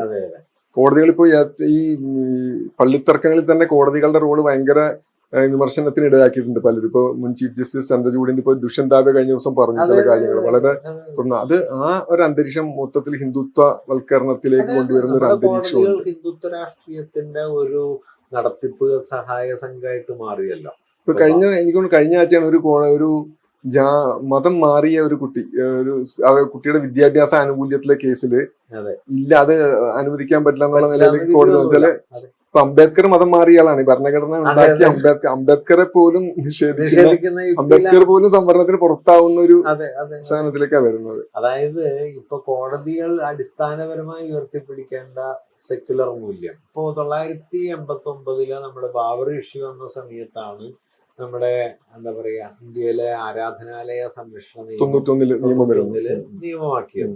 അതനുസരിച്ച് ബാബറി മസ്ജിദ് ഒഴികെയുള്ള എല്ലാ ആരാധനാലയങ്ങളും സ്വാതന്ത്ര്യം കിട്ടുമ്പോൾ എങ്ങനെയാണോ ആ സ്റ്റാറ്റസിൽ മെയിൻറ്റെയിൻ ചെയ്യണം. 47 ഓഗസ്റ്റ് 15 സ്ഥിതിയാണ് അതിൽ സ്റ്റാറ്റസ് ക്വോ ആയിട്ട് നിലനിർത്തേണ്ടത്. ഇത് പാർലമെന്റ് പാസ്സാക്കിയ നിയമം നിൽക്കെ തന്നെയാണല്ലോ ഗ്യാൻവാബിയില് സർവേ നടത്താനായിട്ട് കോടതി അനുവാദം കൊടുത്തത്. ഇപ്പോ ഇത് ശരിവെക്കുന്നതോടെ ഇന്ത്യയിലെ ഏത് പള്ളിയിലും നിങ്ങൾക്ക് സർവേ നടത്താം, ഏത് അമ്പലത്തിലും സർവേ. കീഴ്ക്കോടതികളിൽ നിന്നുള്ള ഇത്തരം വിധികൾ മേൽക്കോടതി തടയുന്നില്ല. വാസ്തവത്തിൽ തടയേണ്ടതല്ലേ. ഇപ്പൊ പാർലമെന്റ് പാസ്സാക്കിയ ഒരു നിയമം എന്ന് പറഞ്ഞാൽ രാജ്യത്തിന്റെ നിയമമാണ്. രാജ്യത്തിന്റെ നിയമം 47 ഓഗസ്റ്റ് 15 എന്നൊരു കട്ട് ഓഫ് ഡേറ്റ് വെച്ചിട്ടുണ്ടെങ്കിൽ അതിന് പുറത്തു പോകാൻ ഒരു കോടതി സബ് കോടതി ഉത്തരവിട്ടാൽ അത് തടയിലാണല്ലോ ഹൈക്കോടതിയോ സുപ്രീം കോടതിയോ ചെയ്യേണ്ടത്. അത് നഗ്നമായി ലംഘിച്ചിട്ട് അതിന് അനുവാദം കൊടുക്കുകയല്ലേ. പിന്നെ ഇപ്പൊ ചന്ദ്രചൂഡ് തന്നെ പറഞ്ഞ ഒരു എത്ര ലജ്ജാകരമായ ഒരു കാര്യമാണ് പ്രേരിപ്പിച്ചു എന്നൊക്കെ പറഞ്ഞു കഴിഞ്ഞാൽ അതൊരു ആധുനിക സമൂഹത്തിന് എന്തെങ്കിലും നിലയ്ക്ക് ചെയ്യാവുന്ന ഒരു കാര്യമാണ്. അത് ദുഷ്യന്താവെ പറഞ്ഞത് ശരിയാണ്. അതൊരു ബിട്രയൽ ഓഫ് ജസ്റ്റിസ് ആണ്. നീതിയെ വഞ്ചിക്കുകയായിരുന്നു. നിയമവും നീതിയും അല്ല, ഭരണഘടനയും അല്ല, ഒന്നുമല്ല, വെറും വഞ്ചനയായിരുന്നു. അതിപ്പോ എത്രയോ കാര്യങ്ങളിൽ നമ്മൾ കണ്ടുകൊണ്ടിരിക്കുന്നു. ആ വിധി അയോധ്യ വിധി കണ്ടപ്പോ തന്നെ ആർക്കും മനസ്സിലാവുന്ന ഒരു കാര്യം, മറിച്ചൊരു വിധിയായിരുന്നെങ്കിൽ രാജ്യം അക്രമത്തിലേക്ക് പോകും, അല്ലെ ഹിന്ദുത്വ ശക്തികൾ വലിയ അക്രമങ്ങൾ ഉണ്ടാക്കും, മറ്റവരെ പേടിക്കണ്ട എന്നുള്ള തോന്നലിൽ നിന്നും മറ്റുണ്ടായ വിധിയാണ് അതങ്ങനെ. അല്ല, അങ്ങനെ പലതുമായിരിക്കും. പക്ഷെ നീതി നിർവഹണം എന്ന് പറയുന്നത് അതല്ലല്ലോ. നീതി നിർവഹണം എന്ന് പറയുന്നത് ബാലൻസ് ഓഫ് പവർ അല്ലല്ലോ. ശരിയത് അത് ഉറപ്പിക്കലാണല്ലോ. വസ്തുതകളുടെ അടിസ്ഥാനത്തിൽ തെളിവ് ഇതെല്ലാം ഒരു തെളിവും ഇല്ലെന്ന് പറഞ്ഞുകൊണ്ട് കുറ്റവാളികൾക്ക് സമ്മാനിക്കും. അന്ന് ജസ്റ്റിസ് ഗാംഗുലി ചോദിച്ചൊരു ചോദ്യമുണ്ട്. ഈ പള്ളി പൊളിച്ചത് കൊണ്ടാണല്ലോ അവിടെ അമ്പലം പണിയാൻ പറ്റിയത്, പണിയാൻ സ്ഥലം കൊടുക്കണം എന്നാണല്ലോ. അപ്പൊ ജസ്റ്റിസ് ഗാംഗുലി അന്ന് ചോദിച്ചു, അപ്പൊ പൊളിച്ചിട്ടില്ലായിരുന്നെങ്കിൽ പൊളിച്ചു പണിയാനായിട്ട് ഉത്തരവിടായിരുന്നു എന്ന ചോദ്യം ഗാംഗുലി ചോദിച്ചിട്ടുണ്ട്. ഞാൻ പറഞ്ഞത് എന്തൊരു അസംബന്ധം നിറഞ്ഞ വിധിയാണ്. പക്ഷെ അതെല്ലാം കോടതി വിധികളായിട്ടും നിയമങ്ങളായിട്ടും മാറുന്നു. ഞാൻ പറയുന്നത് അങ്ങനെ എന്താ പറയാ, മതവിഭാഗീയതയുടെ വലിയൊരു അന്തരീക്ഷമുണ്ട്. ഇതിനെ ചെറുക്കാനായിട്ട് നമ്മൾ നിയമപരമോ കേവലമായ പ്രചരണപരമോ ആയ പ്രവർത്തനങ്ങൾ മാത്രം പോരാ. ഞാൻ ആ ഒരു അങ്ങനെ കരുതുന്ന ആളാണ്. അത് മനുഷ്യരുടെ മതാവബോധത്തെ തന്നെ രൂപാന്തരപ്പെടുത്തണം. ആ രൂപാന്തരപ്പെടുത്തലിന് ഏറ്റവും പര്യാപ്തമായ ഒരു സോഴ്സാണ് ഗുരു. അതുകൊണ്ടാണ് ഗുരു വളരെ പൊളിറ്റിക്കലി റെലവെന്റ് ആണെന്ന് ഞാൻ പറയുന്നത്. അതായത് നിങ്ങൾക്ക് സെക്കുലർ പൊളിറ്റിക്സ് പുറമേ മൈക്ക് വെച്ചേട്ടി പ്രസംഗിച്ചത് കൊണ്ടോ കോടതിയിൽ ചില ഉത്തരവുണ്ടാക്കിയത് കൊണ്ടോ മനുഷ്യരുടെ മനോഘടനയെ മാറ്റാൻ പറ്റില്ല. വിശ്വാസിയായ ഒരാളുടെ വിശ്വാസത്തെ നീതിപൂർണമായ ഒന്നാക്കി മാറ്റുക എന്നുള്ളത് പ്രധാനപ്പെട്ട ഒരു കാര്യമാണ്. അല്ലാതെ അയാളോട് മറ്റവര് ശരിയാണ് ഇവര് ശരിയാണ് എന്ന് പറയുന്നത് കൊണ്ട് കാര്യം തീരില്ല. അയാളുടെ അനുഭവത്തെ നീതിയോടെ തൊടാൻ സാധിക്കണം. അത് തൊടാൻ ഒരുപക്ഷെ കേരളത്തിലുള്ള ഏറ്റവും വലിയ സോഴ്സാണ് നാരായണ ഗുരുവാണ്.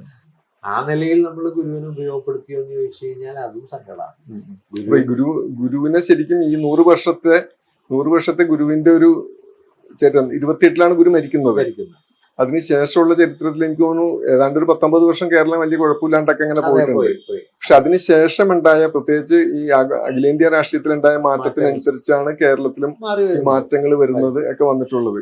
അപ്പൊ ഈ ഗുരുവിന്റെ ആശയങ്ങള് ഉയർത്തിപ്പിടിക്കേണ്ടവർ തന്നെ ഗുരുവിനെ തോൽപ്പിക്കാൻ ശ്രമിച്ചുകൊണ്ടിരിക്കുമ്പോൾ ഇപ്പൊ കേരളീയ സമൂഹത്തിന്റെ ഇപ്പൊ അത് ഗുരു എല്ലാ മതക്കാരെയും ചേർത്ത് പിടിക്കാൻ ശ്രമിച്ചതുപോലെ എല്ലാ മതക്കാർക്കും ഒരു ഉത്തരവാദിത്തം എനിക്ക് ഉണ്ടെന്ന് തോന്നുന്നു. ഗുരുവിനെ വീണ്ടെടുക്കാനുള്ള ഒരു ഉത്തരവാദിത്തം. ഗുരുവിന്റെ മൂല്യങ്ങൾ എന്ന് പറയുന്നത് ഒരു മതത്തിന്റെ മൂല്യമല്ല, ഒരു ജാതിയുടെ മൂല്യമല്ല. ഗുരുവിന്റെ മൂല്യങ്ങൾ ഒരു ആധുനിക സമൂഹത്തിന്റെ അടിസ്ഥാന മൂല്യങ്ങളാണ്. അതിപ്പോ എല്ലാ അർത്ഥത്തിലും, ജാതി വിരുദ്ധതയായാലും മതസാഹോദര്യമായാലും ഏകമതം എന്ന ആശയമായാലും ഒക്കെ ഒരു ആധുനിക സമൂഹത്തിന്റെ കാതലാണ് ഗുരു മുമ്പോട്ട് വെച്ച ആശയങ്ങൾ.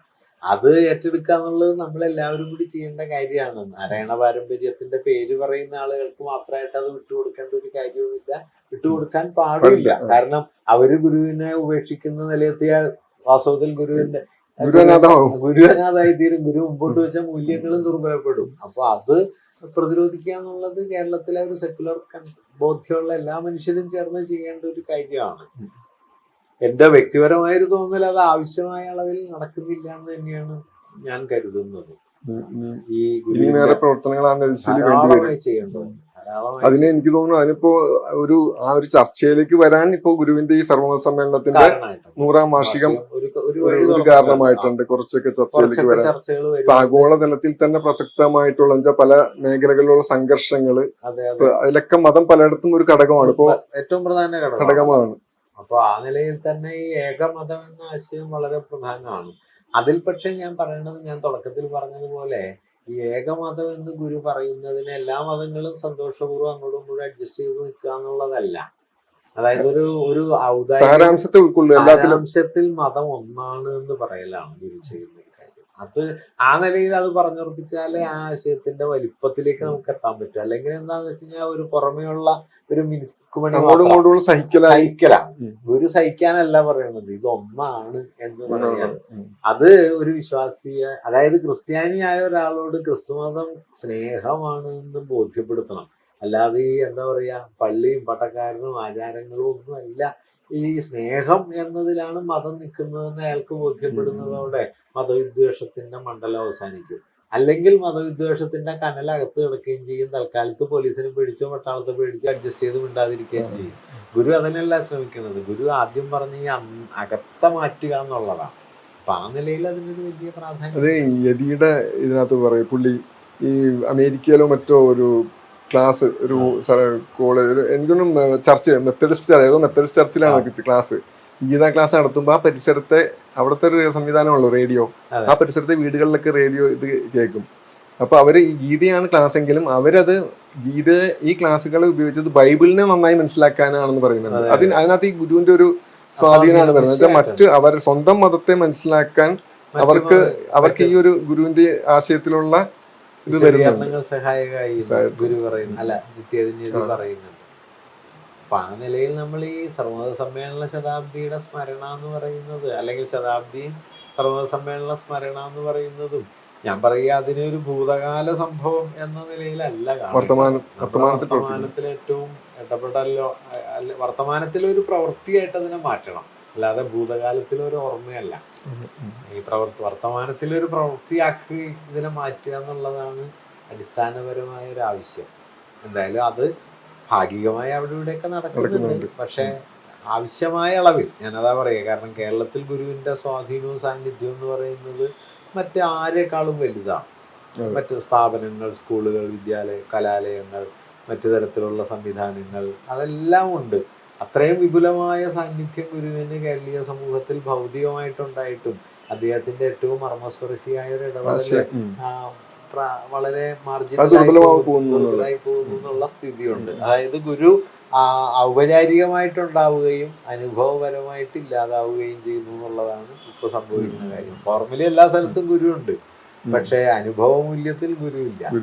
അത് പണ്ട് ഈ ഗുരുവിന്റെ ദുഃഖം എന്ന് പറഞ്ഞ അഴീക്കോട് അതിന്റെ അവസാനം പുള്ളി അത് അവസാനിപ്പിക്കുന്നത് ഇങ്ങനെയാണ്. ഇന്ന് എല്ലാ സ്ഥലത്തും ഗുരുപ്രതിമകളുണ്ട്, ഗുരുവിന്റെ പേരിൽ വിദ്യാലയങ്ങളും കലാലയങ്ങളും ഉണ്ട്, തലസ്ഥാനങ്ങളിൽ സഭാഗൃഹങ്ങളുണ്ട്, അവധി ദിവസങ്ങളുണ്ട്, ആഘോഷങ്ങളുണ്ട്, എല്ലാം ഉണ്ട്. പക്ഷെ മനസ്സിലോ എന്ന ചോദ്യത്തിൽ ആ ചോദ്യം ഉദിക്കുന്നില്ല എന്ന് പറഞ്ഞിട്ടാണ് അത് അവസാനിക്കുന്നത്. അത് നമുക്ക് അന്നത്തെക്കാൾ എത്രയോ ശക്തമായിരിക്കുന്നു ഇപ്പോ. വാസ്തവത്തിൽ സർവമത സമ്മേളനത്തിന്റെ ആശയത്തെ ആകാവുന്നത്ര വലിയ തോതിൽ പ്രചരിപ്പിക്കേണ്ടതാണ്. അപ്പൊ ഞാൻ അതിന്റെ ആ സന്ദർഭത്തില് അക്കാഡമി വഴി അതുമായി ബന്ധപ്പെട്ട ഒരു പുസ്തകം ഇറക്കുകയുണ്ടായി. അതിനെ വിശദാംശങ്ങളിലൊക്കെ പ്രതിപാദിച്ചുകൊണ്ട്. കാരണം സർവമത സമ്മേളനത്തെ കുറിച്ച് ഒരു പുസ്തകം നമുക്കില്ല. അതേക്കുറിച്ച് ഇങ്ങനെ അന്തരീക്ഷത്തിൽ ധാരാളം ആശയങ്ങളുണ്ടെന്നല്ലാതെ ഇതിനെ മുഴുവൻ ഇല്ല. അപ്പൊ അത് ലഭ്യമായ എല്ലാ വിവരങ്ങളും. ഒരു പ്രയാസം എന്താന്ന് വെച്ചാൽ അന്നിപ്പോ സത്യവ്രത സ്വാമികൾ നടത്തിയ സ്വാഗത പ്രസംഗം നമുക്ക് ലഭ്യമാണ്. അല്ലാതെ ആ സമ്മേളനത്തിൽ 7-8 പേര് ഈ പ്രസംഗിക്കുന്നു. സ്വാഗത പ്രസംഗം തന്നെ എനിക്ക് തോന്നുന്നു CV കുഞ്ഞിരാമൻ അതെ, തയ്യാറാക്കിയിട്ട് സത്യവ്രത കാര്യദർശി എന്നുള്ള നിലയ്ക്ക് സ്വാമികൾ സത്യവ്രത സ്വാമികൾ സെക്രട്ടറി എന്നുള്ള നിലയ്ക്ക് വായിച്ചതാണ്. അവരൊരുമിച്ച് തയ്യാറാക്കിയതാണ്. ഗുരു പരിശോധിച്ച് തിരുത്തലൊക്കെ വരുത്തി. അതായത് ഗുരുവിന്റെ സ്റ്റേറ്റ്മെന്റ് ആണ്. അതുകൊണ്ട് ഗുരു പ്രസംഗിക്കുന്നില്ലല്ലോ ആ സമ്മേളനത്തിൽ. ഗുരു ഇല്ല, ഗുരു പ്രസംഗിച്ചില്ല. ഗുരു അതിൽ സംസാരിക്കാതെ ഉദ്ഘാടനം. അതെ അതെ അതെ, ഗുരു അതിൽ സംസാരിച്ചല്ല. സദാശിവയ്യർ എന്ന് പറഞ്ഞ മദ്രാസിലെ തിരുവിതാംകൂർ ജഡ്ജി, തിരുവിതാംകൂർ ഹൈക്കോടതി, അദ്ദേഹമായിരുന്നു അവിടുത്തെ അധ്യക്ഷനായിട്ടുള്ളത്. പിന്നെ പല മതക്കാരും പ്രസംഗിക്കുന്നു. പക്ഷെ ആ പ്രസംഗങ്ങളൊന്നും നമുക്കില്ല. ഈ ടെക്സ്റ്റ് ഇല്ല. ഞാൻ ആകാവുന്നത്ര അന്വേഷിച്ചിട്ട് എവിടെയും ഈ ടെക്സ്റ്റ് ഒന്നും നമുക്ക് കാണുന്നില്ല. 924 ഇവരൊക്കെ എന്താണ് പ്രസംഗിച്ചത് എന്നുള്ളതിനെ കുറിച്ച്. അതുകൊണ്ട് തന്നെ അന്നത്തെ ആശയ സംവാദം എന്തായിരുന്നു എന്ന് നമുക്കറിയില്ല. ഗുരു അവസാനം ഒരു സന്ദേശം, ചെറിയ സന്ദേശം കൊടുക്കുന്നത് ഇവിടെ നടന്ന പ്രസംഗങ്ങളിൽ നിന്ന് എല്ലാ മതങ്ങളുടെയും സാരം ഒന്ന് തന്നെയാണെന്ന് നമുക്കെല്ലാം ബോധ്യമായിട്ടുണ്ട്. അതുകൊണ്ട് എല്ലാ മതങ്ങളുടെ സാരവും പഠിപ്പിക്കുന്ന ഒരു മതപാഠശാല ഈ ശിവഗിരിയിൽ സ്ഥാപിക്കാൻ ഉദ്ദേശിക്കുന്നുണ്ട്. അതിനെല്ലാവരും സഹായിക്കണം എന്നുള്ള, സാമ്പത്തികമായിട്ട് സഹായിക്കണം എന്നുള്ള ഒരു അഭ്യർത്ഥന മാത്രമേ അവസാനം ഗുരുവിൻ്റെതായിട്ട് വരുന്നുള്ളൂ. പക്ഷെ ഞാൻ പറഞ്ഞ അത്രേ ഉള്ളൂവെങ്കിൽ പോലും അത് വെച്ച് ഗുരുവിന്റെ, കാരണം ഗുരു അവിടെ എന്ത് പ്രസംഗിക്കുന്നു എന്നുള്ളതല്ല, ഇത് ദീർഘമായൊരു പാരമ്പര്യം കംപ്ലീറ്റ് ഇത് തന്നെയാണ്. ഏകമതം എന്നത് ഗുരുവിന്റെ തത്വമാണ്. അപ്പൊ ഗുരു അതിനെ ഒരു ഘട്ടത്തിൽ പറയുന്നുണ്ട്. ഇപ്പൊ ആ CV ആയിട്ടുള്ള സംഭാഷണത്തിലാണ് ഗുരു പറയുന്നത്, ഹിന്ദു മതം എന്നൊരു മതമേ ഇല്ലല്ലോ എന്നൊരു വാക്യം ഗുരു പറയുന്നുണ്ട്. എന്നിട്ട് ഗുരു പറയുന്നത് ഇപ്പൊ ശൈവം, ശാക്തേയം, വൈഷ്ണവം, ബൗദ്ധം, ജൈനം, താന്ത്രികം എന്നൊക്കെ പറയുന്ന പല പാരമ്പര്യങ്ങളാണ്. അതിനെല്ലാം കൂടി കൂട്ടിയിണക്കി ഹിന്ദു മതം എന്ന് ഒറ്റ പേരിട്ട് പിൽക്കാലത്ത് വിളിച്ചതാണ്. എന്നിട്ട് ഗുരു ചോദിക്കുന്നത്, അങ്ങനെ പല പാരമ്പര്യങ്ങളെ കൂട്ടിയിണക്കി ഒരു പേരിട്ട് ഒരു മതമായി സങ്കല്പിക്കാമെങ്കിൽ എല്ലാ മതങ്ങളെയും ചേർത്ത് ഏകമതം എന്ന് സങ്കല്പിച്ചാൽ എന്താണ് തയ്യാറാണ്? ഇതാണ് ഗുരുവിന്റെ ചോദ്യം. അത് വളരെ സോഷ്യോളജിക്കലായ ഒരു ചോദ്യമാണ്.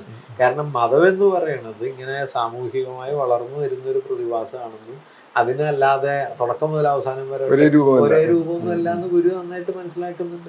അതുകൊണ്ട് അടുത്തൊരു ഘട്ടത്തിൽ ഈ മതങ്ങളെല്ലാം ചേർന്ന് ഏകമതം എന്നതാണ്. കാരണം ഇന്ന് ലോകം നേരിടുന്ന ഏറ്റവും വലിയ പ്രശ്നം ഗുരു പറയുന്നുണ്ട്, മതങ്ങളും ജാതികളും തമ്മിലുള്ള വിഭജനമാണ് ഇന്ന് ലോകം നേരിടുന്ന ഏറ്റവും വലിയ പ്രശ്നം. അത് പരിഹരിക്കാൻ ഈ വിഭജനം അവസാനിക്കണം. ആ വിഭജനം അവസാനിക്കാനുള്ള ഏറ്റവും പ്രധാനപ്പെട്ട വഴിയാണ് ഏകമതം എന്ന സങ്കല്പം. അത് സ്ഥാപിക്കലാണ് സർവ്വമത സമ്മേളനത്തിന്റെ ലക്ഷ്യമായിട്ട്. അതുകൊണ്ട് വാസ്തവത്തിൽ നമ്മുടെ കാലത്തിനുള്ള ഏറ്റവും വലിയ, നമ്മുടെ കാലം നേരിടുന്ന പ്രശ്നങ്ങൾക്കുള്ള ഏറ്റവും വലിയ പരിഹാരങ്ങളിൽ ഒന്നായിരുന്നു ഈ സമ്മേളനം എന്നുള്ളൊരാശയം. പക്ഷെ അത് അങ്ങനെ ഒരു പരിഹാരത്തിലേക്ക് എത്തിയോ എന്നൊക്കെ ചോദിച്ചാൽ അതിന്റെ ആശയങ്ങളെ വീണ്ടെടുക്കാൻ എന്തായാലും സഹായിക്കുന്ന സംവാദങ്ങളൊക്കെ നടന്നു വരുന്നുണ്ട്. തീർത്തില്ല എന്ന് പറഞ്ഞുകൂടാ. ഇപ്പൊ തന്നെ ഞാൻ തന്നെ ഇപ്പൊ ഈ കഴിഞ്ഞ കുറച്ച് ദിവസങ്ങളൊക്കെ ആയിട്ട് എത്രയോ സ്ഥലങ്ങളിൽ ഇതേക്കുറിച്ച് തന്നെ സംസാരിച്ചു. ഇനിയും സംസാരിക്കുന്നുണ്ട്. ഈ അടുത്ത ദിവസങ്ങളിൽ തന്നെ 4-5 സ്ഥലങ്ങളിൽ ഇക്കാര്യം പറയുന്നുണ്ട്. അതുപോലെ എത്രയോ പേര് പറയുന്നുണ്ട്. അപ്പൊ അതൊരു സംവാദമണ്ഡലം തുറന്നു എന്നുള്ളത് വലിയൊരു കാര്യമാണ്. പക്ഷെ ഇനിയും അത് മുമ്പോട്ട് പോകേണ്ടതുണ്ട്.